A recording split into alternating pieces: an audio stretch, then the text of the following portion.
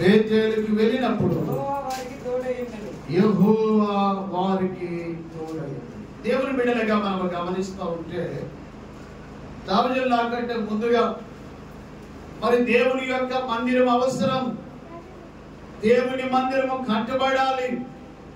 ఒక ప్రాంతంలో హాస్పిటల్ ఎంత అవసరమో, లేదా ఒక స్కూల్ ఎంత అవసరమో, అలాగునే మరి మానవాని యొక్క జీవితాన్ని మార్చుటకు, మానవాని యొక్క జీవితంలో చాలా ప్రాముఖ్యమైనటువంటిది ఏంటి అంటే దేవుని మందిరం కూడా అవసరమైనదని దావీదు మనకు జ్ఞాపకం చేశారు. అయితే దేవుని బిడ్డలుగా దేవుని యొక్క మందిరము ఒక ప్రాంతానికి లేదా ఒక గ్రామానికి అవసరం. అయితే ఎందుకు అవసరమై ఉన్నది అంటే బైబిల్లో మనం గమనిస్తూ ఉన్న న్యాయాధిపతుల గ్రంథము ఆ 1వ అధ్యాయం 22వ వాక్య భాగంలో రాయబడిన మాట ఏంటంటే, యేసేపు ఇంటి వారు బేతేలుకి వెళ్ళినప్పుడు దేవుడు వారికి తోడై ఉండెను. దేవుని బిడ్డలుగా మనం గమనిస్తూ ఉండగా యేసేపు యొక్క ఇంటి వారు బేతేలునకు వెళ్ళారు.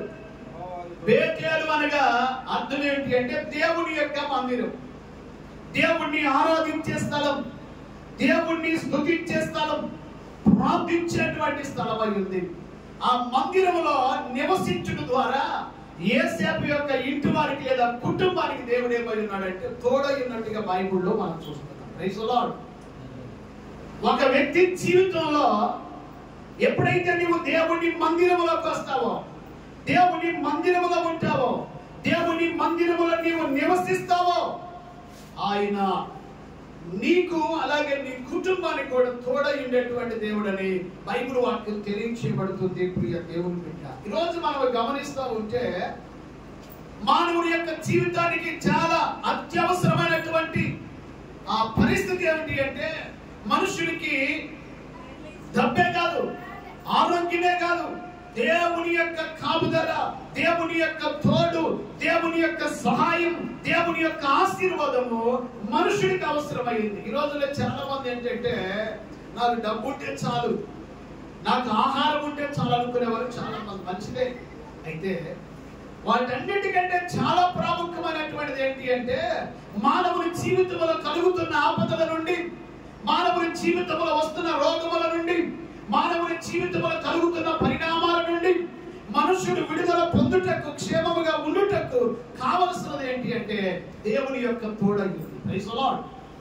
ఏ వ్యక్తి జీవితంలో అయితే దేవుడు తోడై ఉంటాడో ఆ కుటుంబం, ఆ వ్యక్తి, ఆ ప్రాంతము ఎలా ఉండదంటే సంతోషంగా ఉంటుంది. మనం యేసేపు యొక్క జీవిత చరిత్ర మనం చదువుతూ ఉంటే యేసేపు యొక్క జీవిత ప్రయాణం ఎన్ని మలుపులు తిరిగిందో, ఎన్ని అపాయాల నుండి, ఎన్ని ఆపదల నుండి తన జీవితం కొనసాగిందో మనకు బాగా తెలుసు. ఆయన అరణ్యంలోకి వెళ్ళినప్పుడు తన తోబుట్టినటువంటి అన్నలు ఏం చేశారంటే ఆయన చంపివేయడానికి నీళ్ళని గోతులు వేసిన సందర్భం కూడా మనకు తెలుసు. అవును కదా? చంపేద్దాం అనుకుంటే దేవుడు వారికి ఆజ్ఞాపించలేదు. అందుకని ఏం చేశారంటే వీడిని చంపేయడం మంచిది కాదని నీళ్ళని గోతులు వేశారు. సస్తే సస్తాడు, బ్రతికితే బ్రతుకుతాడు, ఆ నేరం మన మీద ఉండకూడదని ఒక నీళ్ళని గోతులు వేశారు. మరలా వాళ్ళకి మనసు పుట్టింది ఏమందంటే నీళ్ళని గోతులు వేయడానికి ఎవరికో ఒకరికి కమ్మేస్తే డబ్బులు వస్తాయి కదా అనుకొని తీసి ఆయన తీసేసి ఆ యొక్క పొతిఫర్కి అక్కడ నుండి వెళ్ళినటువంటి వాడు దాసుడిగా, పనివాడిగా ఉన్నాడు. అక్కడ నుండి నింది మోపబడి తీసుకెళ్లి చెరసాల వేయబడి సంఖ్యల చేత బంధించబడ్డాడు. దేవుని బిడ్డలుగా ఇలాగ తన జీవితంలో ఎన్నో మలుపులు మనం చూస్తాం. అందుకే పరిశుద్ధ గ్రంథంలో ఏమంటాడంటే ఆదికాండం 39వ అధ్యాయము 2-3 వాక్య భాగాలు చదివితే అక్కడ ఒక మాట మనకు కనబడతాం. చదువుతారు ఆ మాట. ఆదికాండం 39వ అధ్యాయం 2-3 వాక్య భాగాలు చదవండి. యెహోవా యేసేపునకు తోడయుండెను గనుక అతడు వర్ధిల్లుచు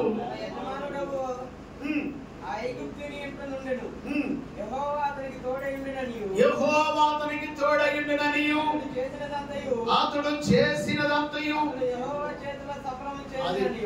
ఏంటంట యెహోవా తోడయుండిన కారణాన్ని బట్టి తోడయున్నాడు కాబట్టి అతడు ఎక్కడున్నా క్షేమముగా ఉన్నాడు.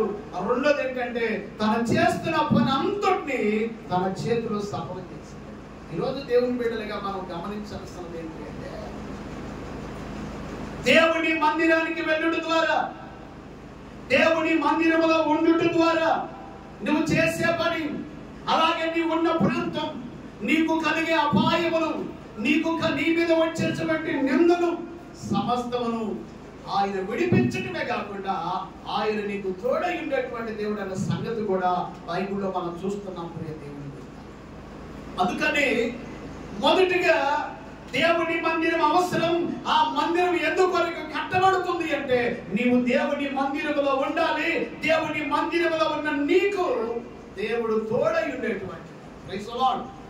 ఇది మొదటి మాట. రెండో మాట ఏంటంటే కీర్తన గ్రంథం 92వ కీర్తన 13వ వాక్య భాగాన్ని చదవండి. 13వ వాక్య భాగంలో ఏమని రాయబడింది? త్వరగా నేను ఇంకో మాట దేవుని మందిరములో నాటబడిన వారై వారు మన దేవుని ఆవరణములలో. అది ఎక్కడ నాటబడాలి? నువ్వు దేవుని మందిరములో నాటబడాలి. నాటబట్టం అంటే ఏంటి? నాటబట్టం అంటే ఏంటంటే స్థిరంగా ఉండటం. దేవుని మందిరములో నీవు స్థిరంగా ఉండటం. నాటబట్టం అనేటువంటి దానికి సూచన ఏంటంటే స్థిరంగా ఉండటం. అది ఎక్కడ ఉండాలి? దేవుని మందిరములో ఉండాలి. దేవుని బిడ్డలుగా ఒక వ్యక్తి జీవితంలో దేవుని మందిరానికి రావటమే కాదు, వచ్చిన నీవు ఎలా ఉండాలంటే దేవుని మందిరములో స్థిరంగా ఉండాలి. Praise the Lord. ఒకవేళ నీ జీవితంలో శ్రమలే రావచ్చు, ఇబ్బందులే రావచ్చు, కష్టాలే రావచ్చు, నిందలే రావచ్చు, అవమానములే రావచ్చు, ఎన్ని వచ్చినా నీవు దేవుని మందిరములో స్థిరంగా ఉంటే రాయబడిన మాట ఏంటో తెలుసా? మందిరములో వారు వర్ధిల్లారు. Praise the Lord. వర్ధిల్లారు. దేవుని బిడ్డలుగా వర్ధిల్లటం అనేటువంటిది కేవలం డబ్బుకే పరిమితమైనటువంటిది కాదు. ఈ రోజుల్లో చాలా మంది అనుకున్న మాట ఏంటంటే ఒక వ్యక్తి బాగా డబ్బు కలిగి ఉండటం, ధనం కలిగి ఉండటం గొప్ప ఆశీర్వాదం అనుకుంటారు. కానీ ఆ డబ్బుతో పాటు ఏముండాలంటే నీకు ఆరోగ్యం ఉండాలి, మనశ్శాంతి ఉండాలి, నెమ్మది ఉండాలి, సుఖం ఉండాలి, ఆరోగ్యం, ఆశీర్వాదం అన్ని ఉంటేనే నువ్వు గొప్పవాడి. కేవలం డబ్బు ఉంటే కాదు. ఈరోజు చాలా మంది డబ్బు తినడానికి కూడదు అంటే తినడానికి కూడదు అంటే తినడానికి అర్హత లేదు. మరేం తినాలి? డాక్టర్ గారు ఏం చెప్తారంటే ఉదయం 2 ఇడ్లీ తిను, మధ్యాహ్నం కొంచెం సంగటి తిను, సాయంత్రం ఒక చపాతీ, అంతే. మరేం చేసుకోండి డబ్బులన్నీ. చాలా ఉన్నాయి. మనుషులు డబ్బు తిని బ్రతకలేడండి. అవునే కదా? ఆశీర్వాదం అనేటువంటిది ఆరోగ్యంతో కూడినట్టు, ఆశీర్వాదం అనేటువంటిది నీ జీవితంలో సంతానంతో కూడినటువంటిది, ఆశీర్వాదం అనేటువంటిది నీవు క్షేమంగా, నెమ్మదిగా, ఆరోగ్యంగా ఉండటం ఆశీర్వాదం. నాకు చాలా ఇష్టమైనటువంటి, ఏమి ఉన్నా లేకున్నా, ఎవరు నాకు లేకున్నా, యేసునందే ఆనందింతును, యేసయ్యనే ఆరాధింతును, ఆనందింతును, ఆరాధింతును, యేసునందే ఆనందింతును, యేసయ్యనే ఆరాధింతును. గొర్రెలు దొడ్డిలో లేకున్నాను, శాలలో పశువులు లేకున్నాను, ఏమి నాకు లేకున్నా, కష్టకాలమందైనా, ఏమి నాకు లేకున్నా, కష్టకాలమందైనా, యేసునందే ఆనందింతును,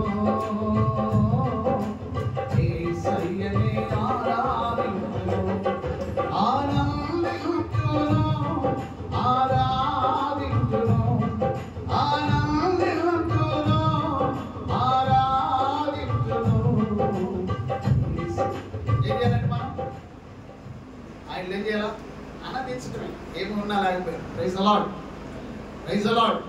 సామెత ఉంది కదా, సంతోషమే సగం బలం. ఆ తర్వాత అన్నిటి వల్ల వచ్చి దేవుని బిడ్డలుగా దేవుని మందిరములో నాటబడాలి, దేవుని మందిరములో అంటుకట్టబడాలి. ఎప్పుడైతే నీ జీవితంలో దేవుని మందిరములో నీవు నాటబడతావో అప్పుడే నీవు వర్ధిల్లుతావు. ఆమేన్. ఆధ్యాత్మికమైనటువంటి ఆశ, ఆర్థికమైనటువంటి ఆశ. ఒక వ్యక్తి జీవితంలో దేవుని మందిరంలో నీవు నాటబడితే నీవు క్రమక్రమంగా అన్ని విషయాల్లో వర్తిస్తావు. ఆమేన్, ఆమేన్. ఇంకో మాట కూడా మీకు జ్ఞాపకం చేయాలని ఆశపడుతుంది. కీర్తన గ్రంథం మొదటి కీర్తన 3వ వాక్య భాగం అనుకుంటే ఏమంటాడు ఎక్కడంటే, అతడు నీటి కాలువల యోరను నాటబడినాడు. ఎక్కడ నాటబడాలంట? నీటి కాలువ. నీటి కాలువ అంటే ఏంటి? నీటి కాలువ. కాలువ అనగా సంఘానికి సూచన, నీళ్ళు అనగా వాక్యానికి సూచన.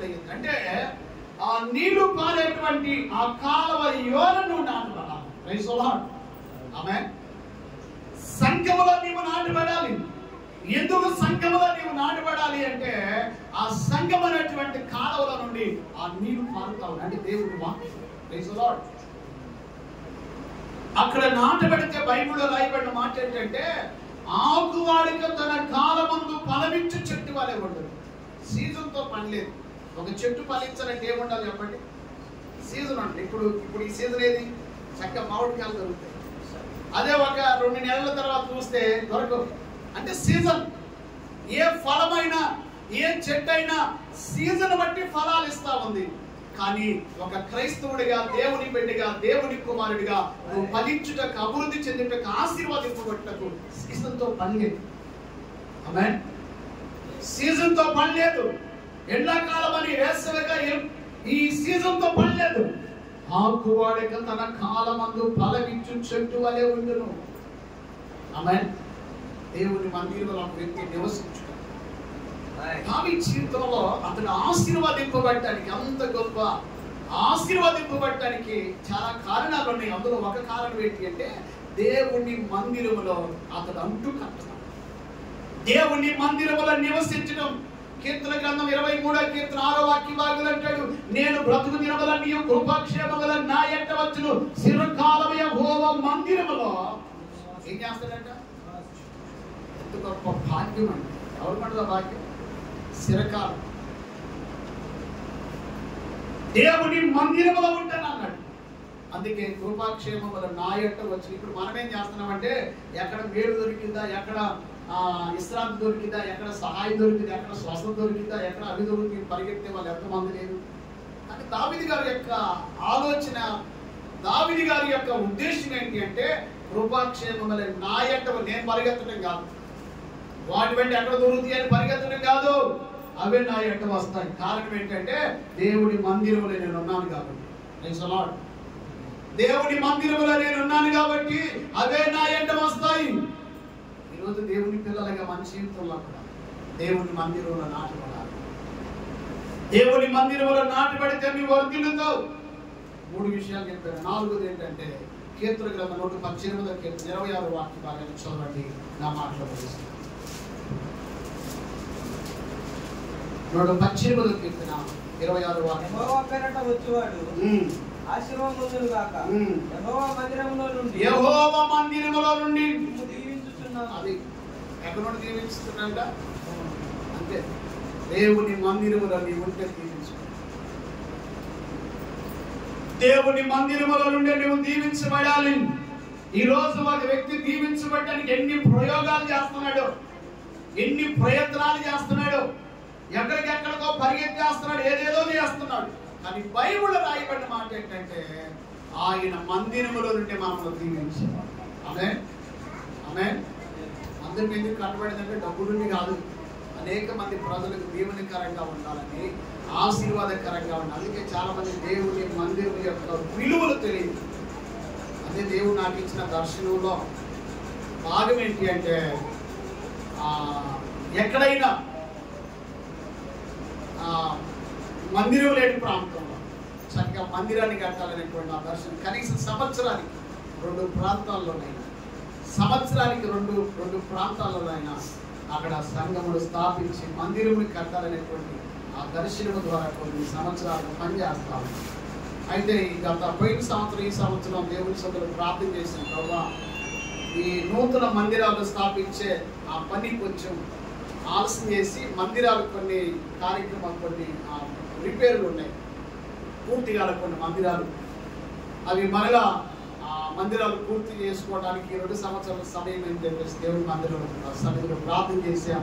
ఇప్పుడు ప్రజెంట్ కొన్ని మందిరాలు కొన్ని రిపేర్లుగా ఉన్నటువంటి పనులు ఆగిపోయినటువంటి మందిరాలను మళ్ళీ పూర్తి చేస్తా ఉన్నాం. ఎందుకు నేను ఈ మాటకి జ్ఞాపకం చేస్తున్నానంటే, మందిరం అనేటువంటిది ఎందుకు వరకు కట్టబడాలంటే ఆకర్షణీయానికి, అందానికి, లేకపోతే ఏదో బాగా ఉంది అని చెప్పుకునే దానికోసం కాదు. దేవుని మందిరం అనేక మంది ప్రజలకు దేవుని కరంగా,